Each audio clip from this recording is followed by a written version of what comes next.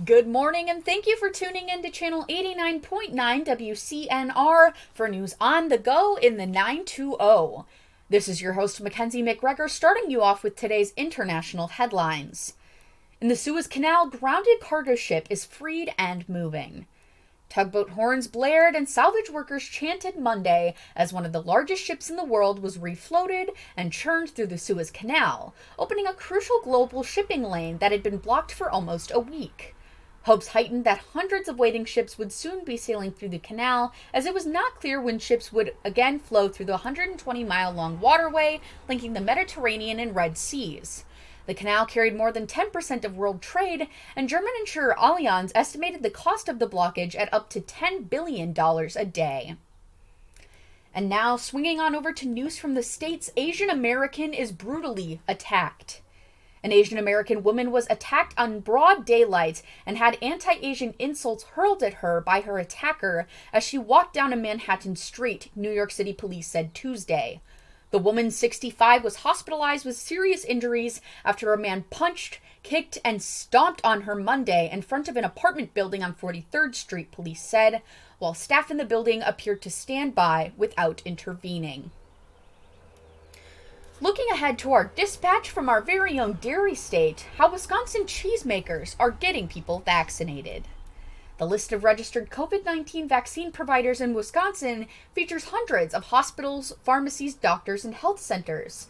And now, some cheesemakers.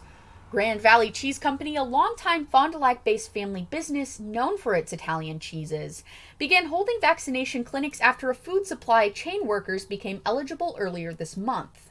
Sargento Foods, a nearly 70-year-old cheese company founded in Plymouth, has started administering vaccine doses at its on-site wellness centers and is planning to soon host a mass vaccination site for other food production workers. And now for a quick word from our sponsors at RoboRe. Are you tired of learning about your expired warranty on your car? Frustrated with pesky insurance companies offering you additional life insurance? Or just downright depressed with the volume of robocalls you are receiving? Then this app is for you. RoboRe. This app stops those calls in their tracks and eliminates your contact information from their database.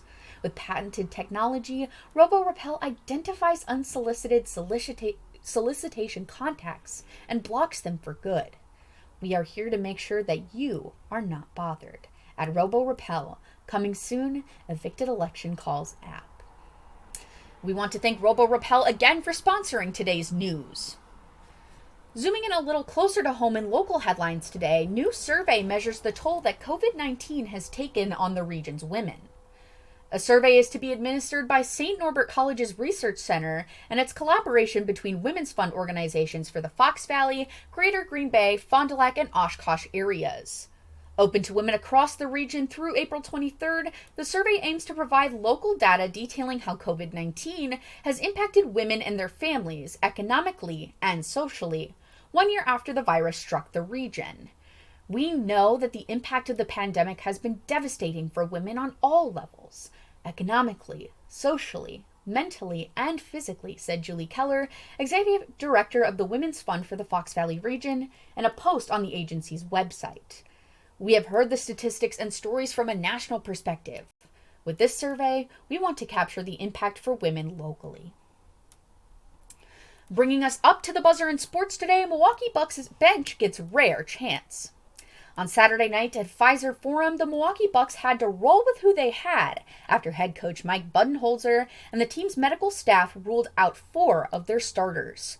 The New York Knicks won the game 102-96, but when it comes to newcomers Jordan Nwora, Mamadi Diakite, and fellow rookie Sam Merrill, one must take the satellite view of not just Saturday night's games, but Friday night against Boston.